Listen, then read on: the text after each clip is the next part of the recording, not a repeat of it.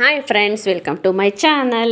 ಇವತ್ತು ನಾನು ಚಳಿಗೆ ಸಖತ್ತಾಗಿರೋಂತಹ ವಡೆ ತೋರಿಸ್ಕೊಡ್ತಾ ಇದ್ದೀನಿ.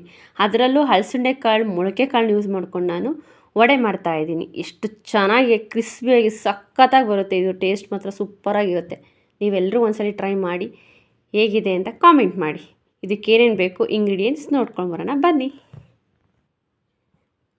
ಇದಕ್ಕೆ 1 ಈರುಳ್ಳಿ, 1 ಇಂಚು ಚಕ್ಕೆ, 4 ಲವಂಗ, ಸ್ವಲ್ಪ ಕರಿಬೇವು, 1 ಕಪ್ ಕೊತ್ತಂಬರಿ ಸೊಪ್ಪು, 7ರಿಂದ 8 ಹಸಿಮೆಣಸಿನ್ಕಾಯಿ, 1 ಇಂಚು ಶುಂಠಿ, 4 ಬೆಳ್ಳುಳ್ಳಿ, 2 ಕಪ್ ಹಲಸುಂಡೆ ಕಾಳು ಮೊಳಕೆ ಕಾಳು, 1 ಕಪ್ ಹಸಿ ತೆಂಗಿನಕಾಯಿ, 2ರಿಂದ 3 ಟೇಬಲ್ ಸ್ಪೂನ್ ಅಕ್ಕಿ ಹಿಟ್ಟು, ರುಚಿಗೆ ತಕ್ಕಷ್ಟು ಉಪ್ಪು. ಈಗ ಒಂದು ಮಿಕ್ಸಿ ಜಾರಿಗೆ ನಾನು ಹಲಸುಂಡೆ ಕಾಳು, ಚಕ್ಕೆ, ಲವಂಗ ಮತ್ತು ಹಸಿಮೆಣಸಿನ್ಕಾಯಿ, ಶುಂಠಿ, ಬೆಳ್ಳುಳ್ಳಿ ಇಷ್ಟು ಹಾಕ್ಕೊಂಡು ನಾನು ಇದನ್ನು ತರಿಯಾಗಿ ರುಬ್ಕೊತಾ ಇದ್ದೀನಿ.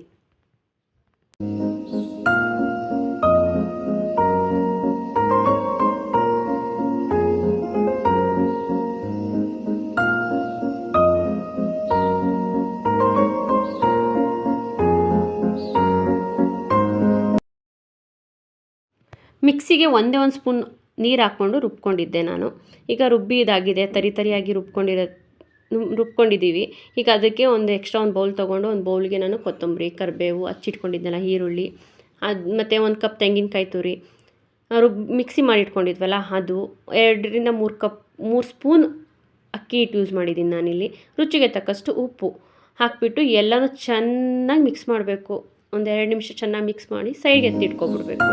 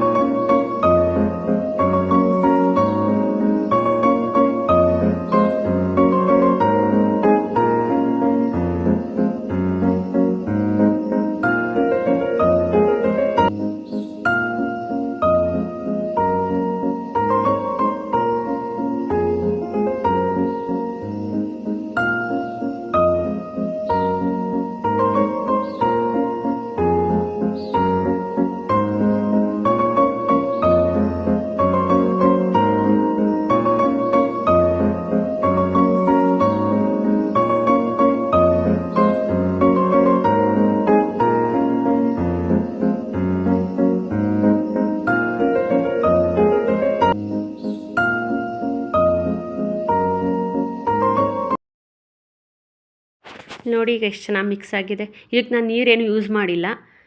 ನೋಡಿ ಎಷ್ಟು ಚೆನ್ನಾಗಾಗಿದೆ, ವಡೆ ಚೆನ್ನಾಗಾಗಿದೆ. ಈಗ ಈ ಕಡೆ ಗ್ಯಾಸ್ ಮೇಲೆ ಬಾಣಲಿ ಇಟ್ಟು ಆಯಿಲ್ ಹಾಕಿ ಅದು ಬಿಸಿ ಆಗ್ತಿದ್ದಂಗೆ ವಡೆ ಹಾಕ್ಕೊಳ್ಳೋಣ. ಆಯಿಲ್ ಕಾಯಕ್ಕೆ ಇಡ್ತಾ ಇದ್ದೀನಿ ನಾನು, 2 ನಿಮಿಷ ಕಾಯಿಲಿ ಆಯಿಲ್.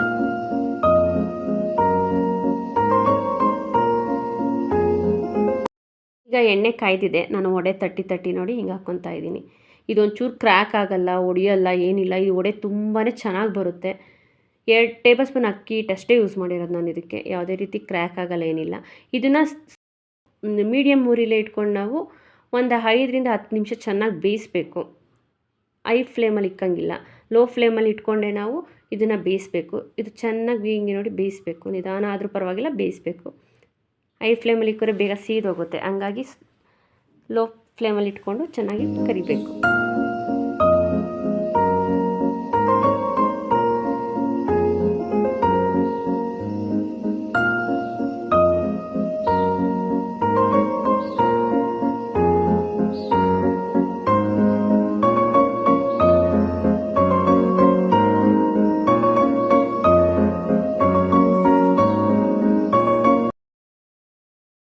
ಈಗ ನೋಡಿ ವಡೆ ಬೆಂದಿದೆ, ಎಷ್ಟು ಚೆನ್ನಾಗಾಗಿದೆ ನೋಡಿ.